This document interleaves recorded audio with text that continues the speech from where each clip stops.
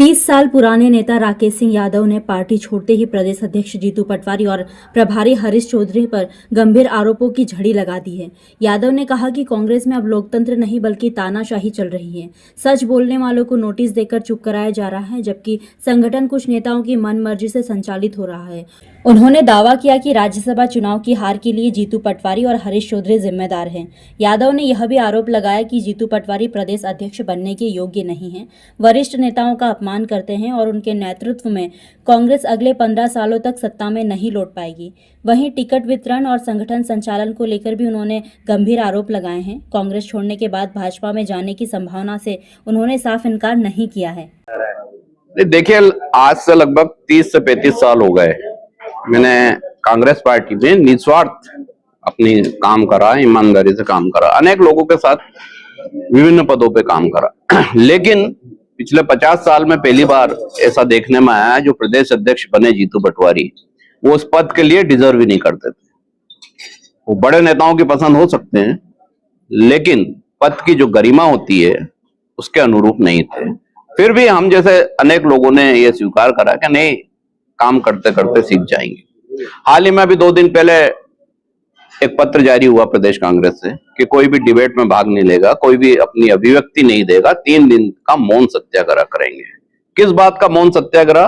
कि जो आरोप ट्रस्ट को लेके मुख्यमंत्री पे लगाए हैं उसके लिए कोई जवाब आपको नहीं देना, आपको चुपचाप रहना, क्योंकि मीडिया आपका साथ नहीं दे रहा है। मैंने जब सवाल पूछा कि मीडिया साथ नहीं दे रहा तो आपने सबूत क्या दिए? आपने कोई सबूत दिए कि ट्रस्ट में जमीन देने में घोटाला हुआ या ये दस्तावेज हैं? तो जवाब आज तक नहीं मिला। जवाब में मुझे नोटिस देके ये बोला जा रहा है कि आप अपना स्पष्टीकरण दें कि आपने 2 दिन टीवी पे डिबेट क्यों की। बोलना अभिव्यक्ति की स्वतंत्रता है। कांग्रेस के संविधान में इस तरह के पत्र निकालने की कोई भी अधिकृत धाराएं नहीं है। आजादी के बाद आज तक कभी कांग्रेस ने मीडिया का बहिष्कार नहीं किया। इस विषय पे डिबेट की मनाही। ये जो आरोप लगाए जीतू पटवारी ने कि 500 करोड़ का घोटाला हुआ है, अब अपने ही आरोप में अगर फंस गए हैं जी। ट्रस्ट को लेके उन्होंने एक भारत न्यास ट्रस्ट है, उसको लेकर आरोप लगाया है, जिसमें दिग्विजय सिंह जी ने साफ तौर पे स्पष्ट कर दिया था कि ये ट्रस्ट गवर्नमेंट की है, गवर्नमेंट की जमीन एक डिपार्टमेंट से दूसरे डिपार्टमेंट को दी है। ऐसी अनेक जमीनें कांग्रेस के शासन में अर्जुन सिंह जी ने, दिग्विजय सिंह जी ने, बॉम्बे हॉस्पिटल है, सोनकच का तीर्थ है, घुम्मटगिरी है, तमाम हॉस्पिटल हैं, अन्य संस्थाएं उनको दी हैं। सरकार जनता के लिए होती है, जनता को, समाज को जमीन 1 रुपए में दिखाने के लिए देती है, लेकिन वो निःशुल्क ही देती है। ये भ्रष्टाचार नहीं है, ये घोटाला नहीं है, और इसके लिए एक पढ़ा लिखा होना बहुत जरूरी है। और दुर्भाग्य से हमारे जो प्रदेश अध्यक्ष हैं उनकी पढ़ाई लिखाई संदेहास्पद है, क्योंकि उनकी जन्म तारीख ही 2-2 है। तो वो कितने पढ़े लिखे हैं ये तो भगवान ही जाने, क्योंकि उनको ना दस्तावेज समझ में आते हैं ना उनको कागज समझ में आते हैं। समझ में ये आता है कि कोई अगर सच बोल रहा है तो उसको कैसे नोटिस देके चुप कराए। जब ये नोटिस दिया गया तो मैंने बेहतर ये समझा कि सबसे पहले मैं कांग्रेस से इस्तीफा दूं, क्योंकि अगर मैं इस्तीफा नहीं दूंगा तो मैं अपनी बात नहीं रख पाऊंगा, मैं अपनी बात बोल नहीं पाऊंगा। राज्यसभा चुनाव सीधे सीधे हारने का दोषी कौन है? जीतू पटवारी, हरीश चौधरी। हरीश चौधरी कौन है? जिसने पंजाब में टिकट बेचे। जीतू पटवारी कौन है? जिसने संगठन सृजन में लगातार पैसे लेके अध्यक्ष बनाए, पूरा संगठन सृजन का बंटाढाल कर दिया। और राहुल गांधी वो धृतराष्ट्र बन गए हैं जो खुली आंखों पे पट्टी बांध रखी, और उन्होंने अनेक दुर्योधन पैदा कर दिए हर राज्य में, जो कांग्रेस को ही खा गए। जो कांग्रेस की हित बात करता है वो उस नेता को सबसे पहले खा जाते हैं। अब आपका राजनीतिक भविष्य क्या है? देखिए, राजनीतिक भविष्य तो बात की बात है। अभी तो मैं सिर्फ अपनी बात ये रख रहा हूं कि जिस कांग्रेस को इतने समय हमने काम करा जनता के मुद्दों को लिया, आज वही कांग्रेस में नोटिस देके ये बोला जाता है कि आप जनता की बात नहीं उठाएंगे, आप कोई बात पे चुप रहेंगे, मीडिया का बहिष्कार करेंगे। तो अब आप ही बताइए, आप मीडिया से जुड़े लोग हैं, क्या मीडिया का बहिष्कार करना उचित था? क्या आप अपनी बात रखने तथ्यों सहित नहीं जा सकते थे? आपने जो आरोप दिल्ली जाके लगाए उसके एक भी दस्तावेज आप प्रस्तुत कर पाए? नहीं कर पाए तो आपको मुख्यमंत्री से माफी मांग लेना थी, मामला खत्म हो जाता। लेकिन इस तरह के पत्र जारी करके अहंकार प्रदर्शित करना यह दर्शाता है कि जीतू पटवारी इस पद के योग्य नहीं थे, लेकिन लेन देन करके बन गए। किसी को डिफेंडर दे दी, किसी को पैसा दे दिया, जमीनों की दलाली करते हैं, सबको पता है, ये कोई नई चीज नहीं है। किसको डिफेंडर दी? जी, आपके हिसाब से बेहतर विकल्प क्या है?